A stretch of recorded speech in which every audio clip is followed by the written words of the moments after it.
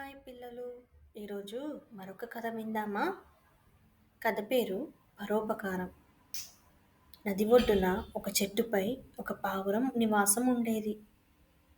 ఆ నదిలోన ఒక పెద్ద చీమ కొట్టుకొని పోవడం ఈ పావురం చూసింది. ఆ చీమను ఎలాగైనా కాపాడాలని ఆకుని తుంచి నీటిలో వేసింది. ఆ ఆకుపైకి ఎక్కి తన ప్రాణాలని కాపాడుకుంది ఈ చీమ.